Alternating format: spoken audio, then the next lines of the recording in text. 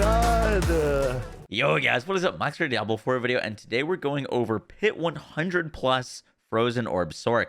Now, Frozen Orb was a build for Sorc that was like pretty powerful and popular in the PTR, and then when it came to the actual live client, the build was nerfed a bit, and people have been moving away from it. I, however, think it's probably the coolest looking of the Sorc builds, and it had a little bit of an issue with boss DPS. However, my friend Chevy has seemed to have solved a lot of the problems. This is his build. I'm on his character, and I want to show you how he set up his Frozen Orb to clear over 100 tiers in the pit. He's also clearing like pit 80 in sub 2 minutes. He's absolutely flying on this build. He set it up to be like a super high damage glass cannon setup, but with really high uptime on Flame Shield, so that he's hardly ever actually taking any damage. And I thought it was really cool, so I wanted to share it with you guys. Hope you enjoy the build guide. Let's get right into it. So we're going to start with the gear, then we'll get into the skill tree, Paragon board, and everything else. I will also have a frequently asked questions section in the description.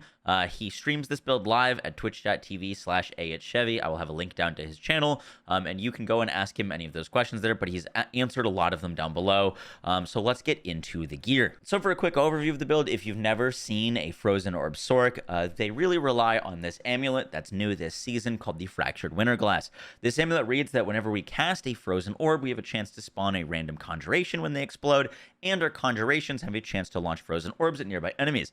This provides us with a ton of AoE clear. We're going to be scaling up our attack speed a bunch so we can spam out Frozen Orbs. Those Frozen Orbs are going to spawn conjurations for us. Those conjurations are going to scale up our all damage multiplier with Conjuration Mastery. It's going to give us increased damage, increased movement speed, and mana regen for each conjuration. This is super important because it's going to give us the mana. It's going to give us conjurations at max at all times. We're going to be using Ice Blades to get a lot of cooldown for Ice Blades, and that cooldown is going to be applying to our Flame Shield so that we can have Flame Shield up all the time. We're going to be scaling Flame Shield duration so that this is going to be on basically a 1-second cooldown with all of our lucky hits happening. And we're going to be really focusing on Lightning Spears, proccing all the time, and Lightning Spears stunning enemies when they critically strike. Once again, we've got like almost 100% crit chance on this build, so everything's going to be constantly stunned, constantly frozen. We've got tons of CC, and that's kind of the deal with the Frozen Orb build. So to start us off with our gear, he's using a Harlequin crest. This gives you max life, resource, and cooldown, plus ranks to your skills and DR. Just fantastic for this build. Obviously, this is an uber unique, so if you don't have that quite yet, he's got a full like actual build planner that you can look at that's got different sets for leveling, for starting in no uniques, his current build, what you would farm with in the pit with no ubers, and the recommended helmet if you do not have a Shaco is for cooldown reduction, intelligence, max life, Flame Shield duration. Flame Shield duration is a super important temper on this build because we're not actually going to be scaling up our survivability that much, but we are going to be scaling up our Flame Shield and having it on about a 1-second cooldown with this setup. And then we're going to be using the aspect of concentration so that whenever we cast a conjuration skill, we get 20% DR for extra survivability and damage there. Next up on his chest piece, he's using a concussive strike chest piece just for more damage. We're lucky hit proccing a lot on this build, and we get a 20% damage multiplier against dazed enemies. And then he's going to be rocking intelligence, max life, ranks to defensive skills. The more ranks to Flame Shield that we can get, ours is at 7 out of 5 right now, the lower the cooldown we can get, so we can have it up more often. With increased duration to Flame Shield, once again, this is a pretty important temper to hit. And then the chance to freeze, we're going to want to be CCing everything that is another form of survivability and damage for us if things are frozen. For your gloves, you're looking for intelligence, crit chance, and ranks to Frozen Orb. Frozen Orb will give us that base damage that we're going to base all of our multipliers off of. Damage to close, we do have like, I know it's like a glass cannon build, but we actually have some decent survivability on this build because everything is going to be frozen and CC'd, and we're going to have so many lucky hits to reset our Flame Shield. And then on this, we're using the Frozen Orbit. Frozen Orb explodes 2 additional times at its destination for 60% of its damage. Very nice there. Next up, Tibalt's Will. Tibalt's Will is another source of resources for this build. We want to be able to spam as much as possible. We're not using a basic skill. We're not using a generator. So Tibalt's is going to be great because when we're proccing Flame Shield, it's going to give us the like immune which actually does count for unstoppable. So that will proc to Balt's Will, which is very, very nice. Also, teleport will also make us unstoppable, so we can teleport for that more damage and the resources from Tibalt's. Next up, Esu's Heirloom. He's got some really gross Esus here. They are triple greater affixes with more movement speed, more crit chance, and mana cost reduction. And a big part of this is our crit chance is increased by 20% or 27% of our movement speed bonus. So right now, coming into his stats, he's got 68% crit chance standing at a standstill. And then if we are moving around, obviously, and killing things, that's going to go up even higher, which is actually crazy. I was watching some gameplay of him playing this, and I wasn't noticing any non-crits. So that is absolutely disgusting. And then for our weapon, we're going to opt for a dagger on this build. Now, you could go for a wand, because wands give the inherent lucky hit. Frozen Orb doesn't have a very high lucky hit chance, so getting a percent increase on this is not very noticeable. What is noticeable is getting the more damage to close enemies for like just kind of shotgunning elites right in their face. So daggers are the recommended weapon for this build. We're going to be using intelligence, damage, vulnerable damage, damage to crowd controls, and then the big temper, the chance for Frozen Orb projectiles to cast twice. And then on the actual weapon aspect, we're going to be using the Storm Swell. You deal increased damage to vulnerable enemies while you have a barrier. You're going to be barriered up basically all the time on this build, so just a constant kind of damage multiplier for us. For our amulet, we're obviously using the Fractured Winter Glass, as I talked about earlier. This is like kind of must have for the build. And then for our rings, we've got the Accelerating Loop. Remember that in order to get out as many conjurations as possible, we need attack speed. So we're going to be using the Accelerating Loop with crit chance, attack speed, intelligence, damage to crowd controlled, and resource cost reduction. Once again, we want to be able to spam as much as possible. And one way to help us being able to spam is the Ring of Starless Skies. This is super helpful for resource reduction, which because it's going to give us scaling resource cost reduction and also a new damage multiplier for the build. We're opting to use this over Talrasha's. If you don't have a Starless Skies, you can just use Talrasha on this build for another damage multiplier, but the attack speed is super important over the damage, so that's why we're rocking the Accelerating Loop instead of Talrasha for 2 unique rings, and the resource cost reduction is also really helpful for us. Next up for our focus, intelligence, crit chance, cooldown reduction. Cooldown is really awesome. It's one of the big reasons we're using a one-hander and not a two-hander, is because we lose about 20% cooldown at base on a non-masterworked item if we're not using a focus. And once again, a big part of this build is having super high uptime on our flame shield.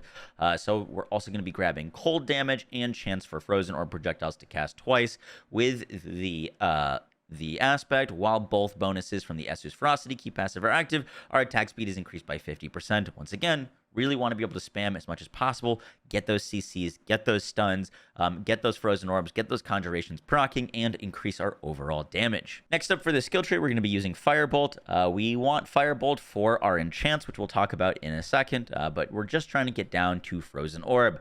Here we've got 16 out of 5 ranks, and we're just putting 1 point into Enhanced Frozen Orb. While healthy, the explosion of Frozen Orb deals percentage increased damage. Now, the reason we're not opting for Destructive or Greater, we have just a chance to make things vulnerable. We're already going to have pretty much 100% vulnerable uptime on enemies, and Destructive Frozen Orb Explosion restores mana. We have so much mana cost reduction and mana regen, one from the ranks of our Conjuration Mastery, which is going to give us tons of mana regen for all of our active conjurations. And also we're going to be using Fiery Surge. Whenever we kill a burning enemy, we increase our mana regen. We are going to be enchanting Firebolt enchantment on this build so that everything that we kill is going to be burning, and everything that we're going to be getting killed or killing is going to be proccing Fiery Surge for tons of mana sustain.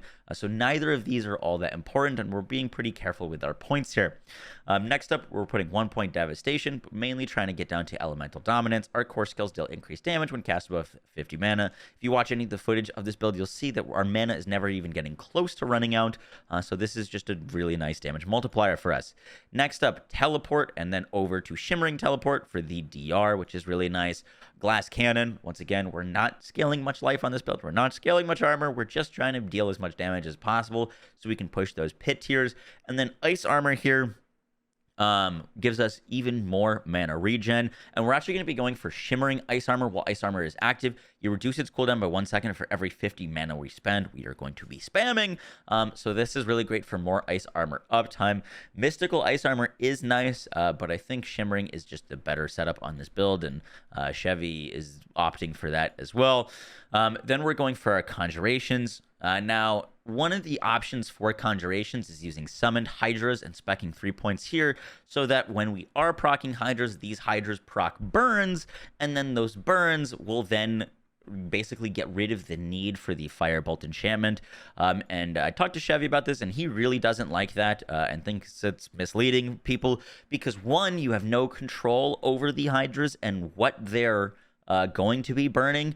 So a lot of the times it leads to inconsistencies, and when he was messing around with it, he was losing mana because Fiery Surge wasn't proccing on every enemy. And he talked about Hydra basically only being better for bossing, but you know, the like downside of it was way like overweighing the upsides of just being able to constantly and consistently have everything on fire and get all of our damage multipliers consistently against burning enemies.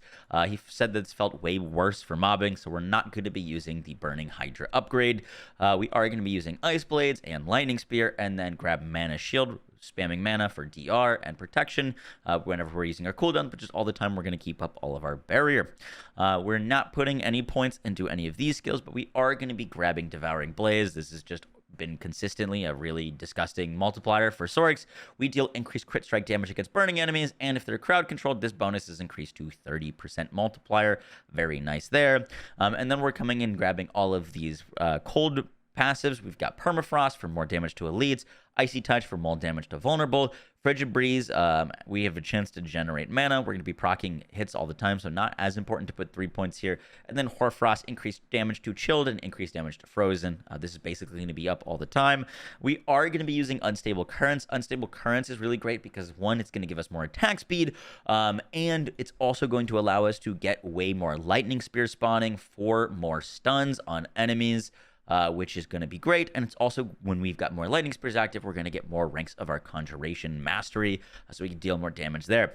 And then lastly, we're using Essu's Ferocity. Essu's Ferocity gives us, this is still kind of bugged to work with any damage, so it works with lightning, it works with cold, it does work with fire, but it says only fire. This does indeed still work with our like frozen damage, so our frozen crit damage is increased by 25% against enemies above 50% life, and our frozen crit chance is increased by 5% against enemies below 50% life.